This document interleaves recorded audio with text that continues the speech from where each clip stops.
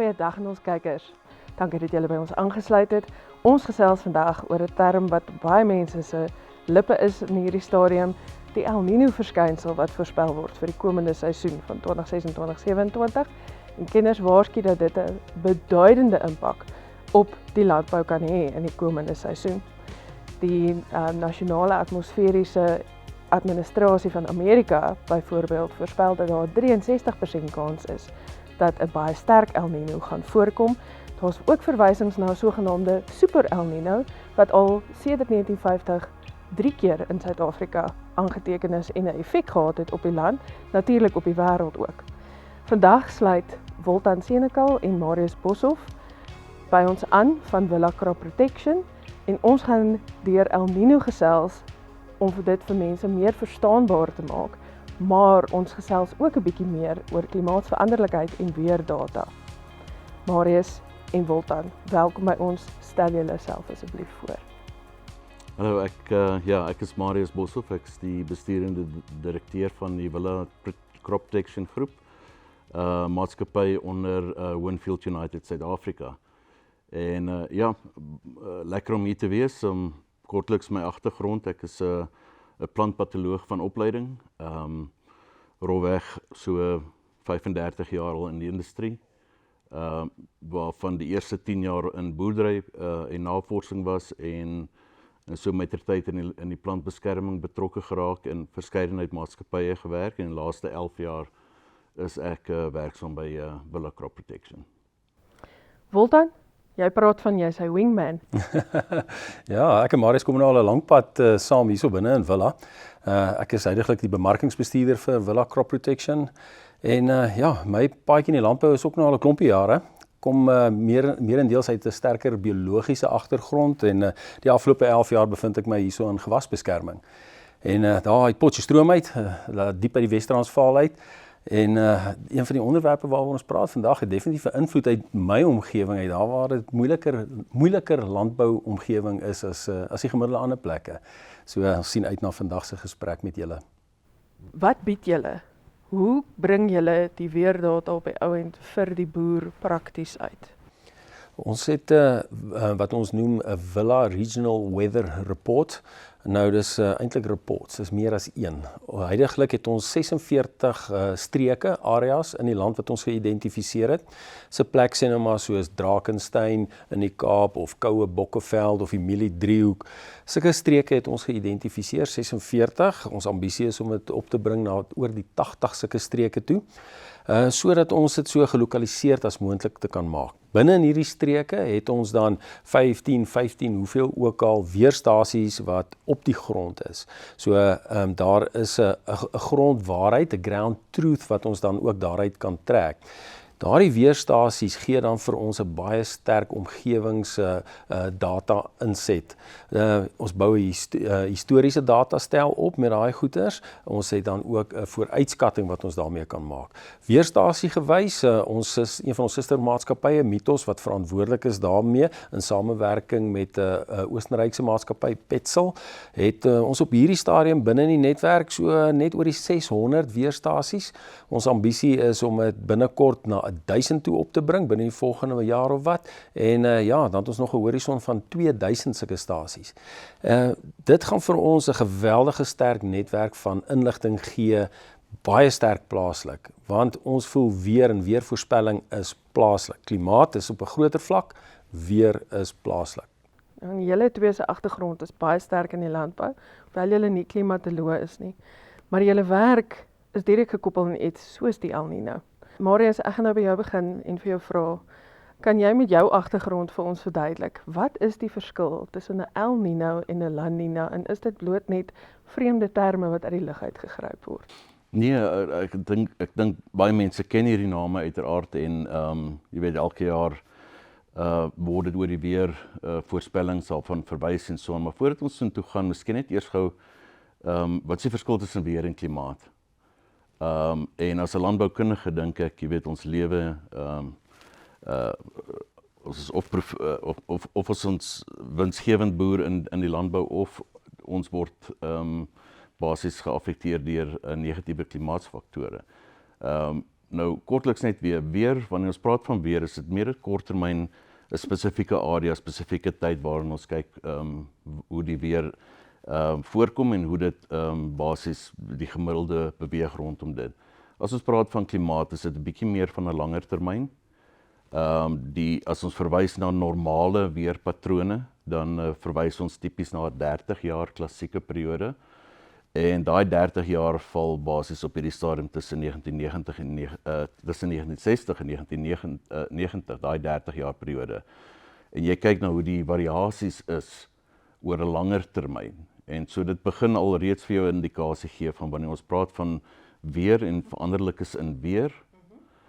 Korttermyn teenoor byvoorbeeld jou langtermyn klimaatverskywing wat potensieel en ons is almal bewus van die argumente rondom dit. So wat is 'n La Niña en wat is 'n El Niño? Kortliks die oorkoepelende of sogenaamde ENSO konsep verwys na die El Niño Southern Oscillation. En dit gaan oor 'n spesifieke streek in die ekwatoriale Stille Oseaan gebied waar die oseaan basies bietjie verwarm bo wat ons beskou die normaal, daai langtermyn normaal, of wat hy soos hy ontwikkel kouer kan word. En dit word gedefinieer basies met soveel as 'n verskywing in 'n evolusie van daai temperature van 0.5 grade het sy bo of onder die normaal. En wanneer hy vir 'n lang periode voorkom, dan weet ons die een of die ander van hierdie sogenaamde El Niño of La Niña effekte gaan voorkom. So kortliks, El Niño staan vir die seentjie in Spaans. La Niña beteken die dogtertjie. Ek weet nie hoekom die onderskeiding gedoen was nie, maar daar is 'n interessante geskiedenis wat ek seker jy gelees het. Maar basies, as hy positief verander, met ander woorde warmer word, dan het ons die sogenaamde El Niño effek. En wanneer ons dan dit kouer raak in daai oseaan, en natuurlik het dit nie per se die oseaan wat die invloed het nie, dit het 'n invloed op die atmosferiese bewegings van klimaatpatrone. En daai kouer La Niña effek het uiteraard 'n anderste tipe van interaksie. Oor die algemeen beteken El Niño vir Suid-Afrika bietjie meer droër, meer warm kondisies, en 'n La Niña beteken meer koeler en waarskynlik oor die algemeen meer reënval teenoor daai normaal waarvan ek verwys. Waar staan die huidige ontwikkeling van die El Niño? Is daar 'n sekerheid onder wetenskaplikes dat dit wel 'n El Niño hierdie komende seisoen gaan wees? Ja, ek dink die eerste wat ek wil sê is rofweg hier in Mei maand is die indikasies van die evolusie van daai El Niño of La Niña effek, of dit kan neutraal wees, reeds duidelik, en dan het dit vir jou 'n goeie idee oor wat sal in die volgende 9 maande potensieel kan ontwikkel. Nou, uiteraard, soos hy ontwikkel en soos wat hy konsekwent begin ontwikkel, raak daar al hoe meer sekerheid rondom dit. En daar is, soos jy genoem het voorheen, 63% kans wat hy nou wel gaan ontwikkel.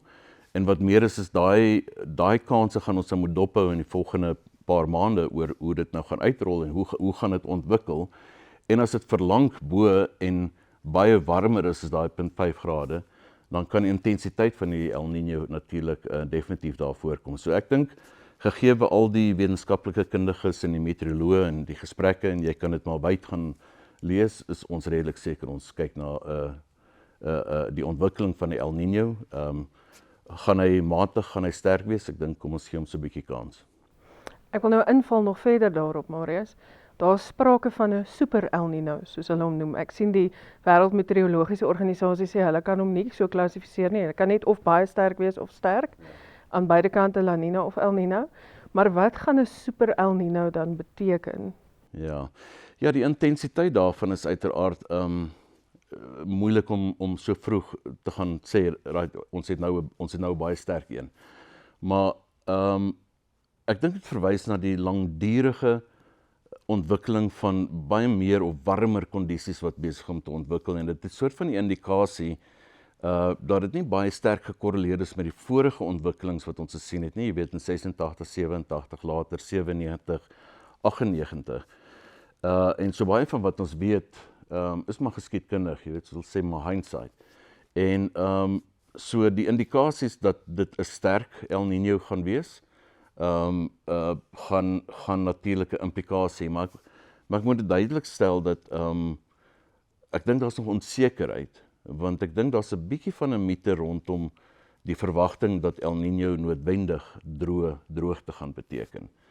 En maar ek dink op hierdie stadium van die wedstryd dink ek ons is by 'n plek wat ons sê dit kan sogenaamd in die woorde wat gebruik word 'n Godzilla event wees. Nou ek weet nie waar die name vandaan kom nie, maar dit is uiteraard intens of soos dit vorentoe gaan. En dan moet ons beskou, gaan dit jy weet, hoe definieer ons 'n intense of 'n Godzilla event? Dit is wanneer dit langdurig voorkom. Nie net vinnig nie. As jy teruggaan na die laaste El Niño event wat ons gehad het, was hier in die orde van 23-24 seisoen, waar ons in daai Februarie-Maart periode ingegaan het. En dit was 'n intense 2 maande, maar dit was kort. Maar daai intense 2 maande het 'n groot implikasie gehad vir die rygewasse in die noorde van ons land. So, hoe ons dit definieer, is dit 'n kort intense een? Waarskynlik nie. Waarskynlik is dit 'n langdurige een wat kan ontwikkel, wat bietjie meer skadelik kan wees. Woltan, ek gaan nou oorbeweeg na jou toe. Beteken 'n El Niño verskynsel noodwendig dat daar niks reën gaan val in 'n seisoen nie? Ja, dit is nie net reën nie. Het gaan oor die algemene weerpatrone, maar ek dink die grootste effek voel ons maar altyd sekerlik in reën vir 'n landbouer. Nee, dit gaan meerendeels vir my oor oneweredige verspreiding van die normaal. Het sy dit reën of nie? Ag, ons het nou al 'n paar kere gesien, as jy gaan kyk na die gemiddelde reën oor 'n seisoen, is dit baie naby aan dieselfde, maar dit gaan oor daai verspreiding. En ek dink dit is ook hoekom dit sekere boerderye en sekere gewasse op verskillende maniere beïnvloed. Geografies dan nou ook. Miskien as jy in 'n gebied waar dit meer waarskynlik is, laat dit 'n groter impak gaan hê. 'n Mielieboer in die Vrystaat in Januarie, Februarie is baie kritieke tye. En as hy 'n oneweredige bo die normaal of onder die normale verskynsel in sy normale weerpatrone het, dan gaan dit verseker voel soos 'n droogte of 'n ramp.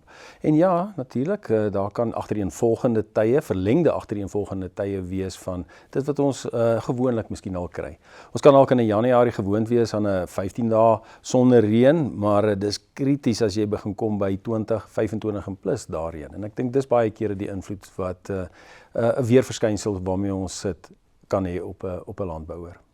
Woltan, ek net gou so vinnig teruggaan na die onlangse geskiedenis. Ons het nou 3 La Nina jare agter ons en daar het redelike grondwatervlakke opgebou. Gaan dit 'n voordeel bring as 'n El Niño nou voorkom in hierdie komende seisoen? Ek dink dit hang af van die tipe van gewas. Ek dink dit hang af van waar is jy. Miskien ook gronde wat beter vogretensie, waterretensie het, gaan miskien ook 'n bietjie dieper in die seisoen kan wegkom. Hang af van jou gewas. En dis 'n klomp moeilike besluite wat ons landbouers moet neem. Val ons rygewasmanne. Moet ek vroeër plant as die temperatuur reg is en die vog is daar? Wat gaan gebeur in my Januarie en my Februarie? Ek dink ons kan miskien dalk 'n bietjie vroeër wegspring, die grondvog daarso is. Vir my belangrik met hierdie voordeel wat ons het met meer grondvog is bewaring van daai grondvog. En dit begin nou, vandag hierso waar ons is in die winter. Hoe lyk jou bewerkingspraktyke? Wat maak jy om daardie vog te gaan preserveer? Want dit kan miskien al vorentoe uithardloop wanneer ons dit begin nodig het. Ja, want ons weet nie wat lê voor nie. Ja. Ons weet daar's voorspellings 2026, 2027, maar dan is daar nog baie ander jare wat wag daarna. Ek moet vir jou sê, ons landbouers is dapper mense, want om hier te gaan sit en sulke besluite te moet begin dink oor sulke besluite wat ek geneem moet word. En dis komplekse besluite, dis moeilike besluite. En ons harte gaan regtig uit na daai ouens toe om hierdie ding te doen. En dis hoekom ons voel dis belangrik om betrokke te raak binne in weerintelligensie. Marius, Woltan, ek gaan vir albei van julle hierdie vraag vra. Jy het nou vinnig daaraan geraak, Woltan. Watter gewasse in julle opinie kan van die kwesbaarstes wees in 'n El Niño seisoen? Ja, weer eens, miskien net uit te wys dat ons fokus hoofsaaklik op, kom ons sê, 6 hoofgewasgroepe in die land. En oor die algemeen kan ons dit maar deel tussen jou tuinboukundige gewasse, veral jou jou uitvoer gewasse, jou uitvoer vrugte en groente en dies meer. En dan het ons rygewasse, gesaaides in die ou terminologie daarvan. En elkeen van die gaan uiteraard geaffekteer kan word. Uit die geskiedenis, en ek wil dit weer eens sê dat die El Niño effek verteenwoordig maar 30% van die voorspelling van reën of nie reën nie. En elke area gaan anders te wees. Die Kaap spesifiek is 'n baie uitdagende gebied om voorspelling te doen. Hè? Jy kan aan die kant van die berg kan jy reën kry en aan die ander kant van die berg is dit sonskyn en so daar's geweldig baie variasie in die Kaap en ek dink ons het juist gefokus om te sien hoe kan ons dit beter verstaan. Maar as jy dink en as ons praat van El Niño effekte en die veranderlikheid in die klimaat of die weerpatrone in hierdie geval, dan kan dit ook in die vorm wees van laatryp, vroegryp. Dit kan ekstreme temperatuur situasies ontwikkel. Ons is almal bewus nou van die rekordtemperature wat in Europa al reeds aangekondig is en dit is in 'n ligte El Niño omgewing. En ons kan verwag dat in hierdie somer, as die El Niño effek nou deurkom, dat die temperature, die ekstreme temperature, sê byvoorbeeld bo 35 grade, die aantal geakkumuleerde ure wat 'n gewas onder stremming gaan lê en dit gaan uitspeel in enige iets van jou kwaliteit, jou gewasse soos arbeie en blou bessies en dies meer gaan ook uiteraard 'n ander tipe van 'n fisiologie hê. En tesame met dit het 'n groot impak op die besluitneming van jou besproeiingsskedulering. En dit is 'n fundamentele bestuursaspek van 'n plaas om jou plantgesondheid optimaal te probeer bestuur. En so ek dink verskeidenheid van aspekte wat ons in gedagte kan hou. En dis hoekom ons onder andere baie nou saamwerk met die Universiteit van Stellenbosch, spesifiek die TerraClim besigheid binne in die Universiteit van Stellenbosch, waarin ons hierdie klimaat baie dieper wil verstaan. En so ons het baie data wat ons al reeds gegenereer het om 'n beter begrip te hê van week tot week oor hoe ons hierdie goed gaan doen. Maar ek wil miskien net teruggaan na een van die ander oorwegings is nou uiteraard hierdie periode nou. As jou gemiddelde minimum temperature verhoog bly of bo die normaal bly, dan is dit 'n implikasie vir jou sagte vrugtebedryf. Met ander woorde die rusbreekperiodes, die geakkumuleerde koue eenhede wat hierdie tipe van gewasse nodig het om effektief te blom en vrug te set in die lente en die somer wat ons vorentoe gaan. So baie verskillende maniere hoe 'n mens kan kyk hoe die klimaat dit affekteer. In die noorde, Woltan, jou gebied eerder, as ons praat van die mielies, miskien kan jy dit antwoord. Ja, marginale areas, die ouens wat al reeds selfs in goeie jare uitdaging het, dit gaan definitief vir hulle moeiliker wees om hierdie tipe van goeders te kan bestuur, besluite bevoegtydig te kan neem en ek meen jou kritiese fenologiese stadiums speel definitief 'n rol. En dit bring my weer terug na daai besluitneming. As 'n rygewas moet ek vroeg plant, moet ek 'n bietjie stadig wag, want dit gaan nie net altyd oor jou planttyd nie, dit gaan oor 'n spesifieke groeistadium waarin jy jouself gaan bevind. Vir die mielieboere, bestuivingstyd is 'n krities belangrike tyd. En as jy dit nou binne in daardie moeilike omstandighede gaan tref, dit het so 'n groot invloed. Jy kan jou hele seisoen voor daardie stadium perfek gehad het, die regte dinge gedoen het, maar daai kritiese fenologiese stadium maak dit baie moeilik. So ek dink jou marginale gebiede, jou gebiede wat normaalweg 'n uitdaging is, die risiko verhoog daarso. En ja, wat doen 'n mens daaromtrent? Dis die vraag. Ek het 'n volgende vraag. In hierdie hele situasie, Marius, Woltan, julle het nou 'n noordelike en 'n suidelike situasie. Hoe belangrik is akkurate weerdata om te probeer weet watter raad om te gee? Ongelooflik belangrik. Nou eerstens, mens moet gaan kyk en is dit streeks, en as ek sê streek, dan praat ek baie kere van wyd, groot omgewings. En Marius het daarna verwys, hulle uitdagings in die Kaap is, al val jy binne in 'n streek, een helling is anderster as 'n ander helling. Hierdie kant van die berg is anderster as daai kant van die berg. Met die gevolg is om goeie inligting, goeie data, so plaaslik as moontlik te kan kry. En ek wil sê tot op plaasvlak en selfs op 'n plaas so klein as moontlike radius van inligting te probeer kry is krities belangrik vir vorentoe.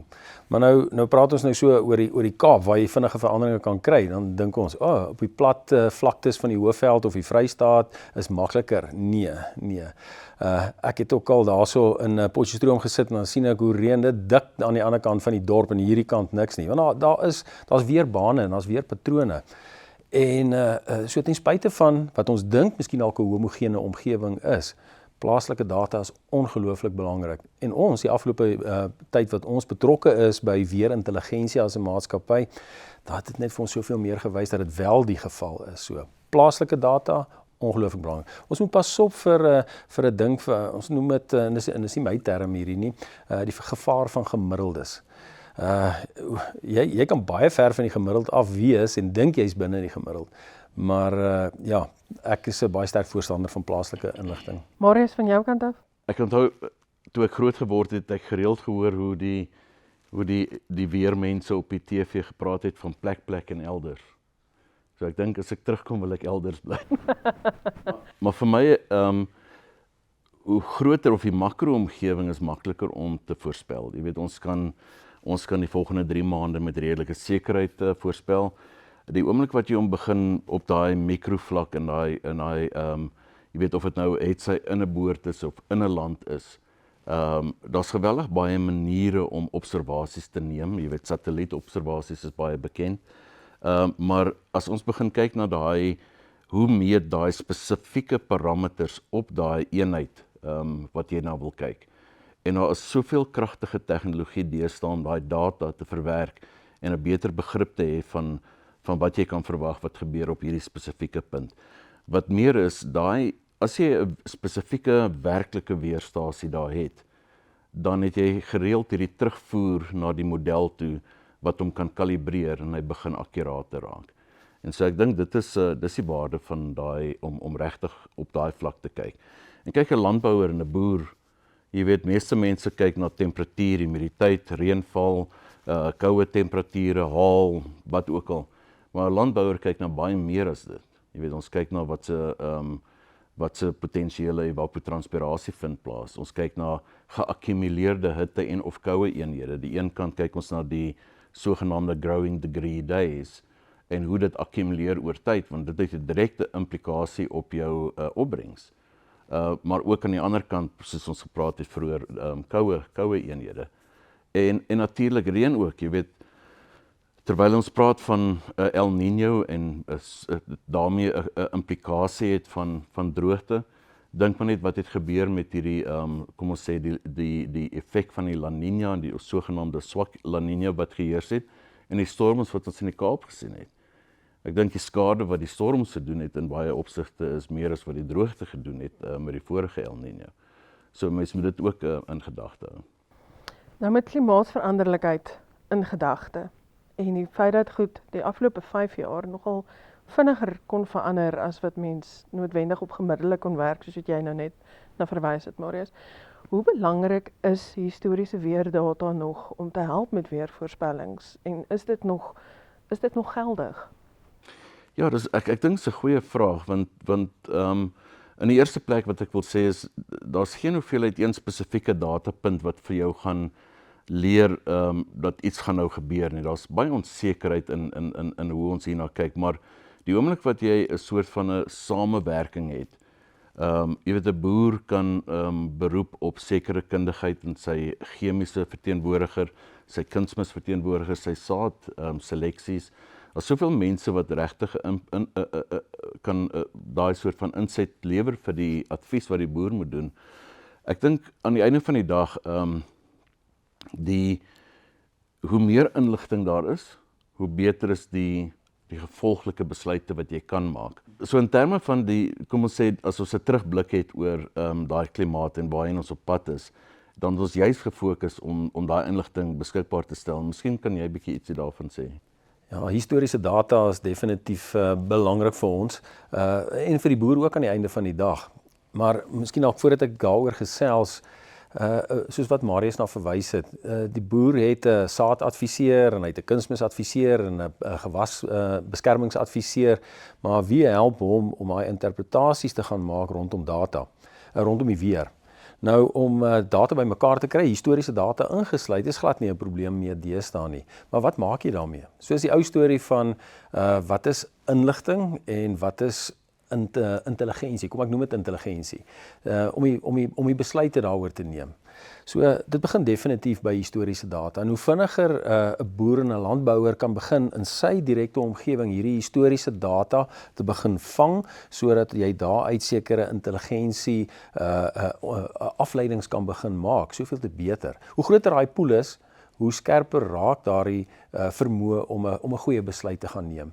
Jy weet, as jy 5 jaar se data het, is beter as 10 jaar, is 10 jaar se data nog soveel te beterste, sodat jy kan sien, wat is my veranderlikes oor tyd.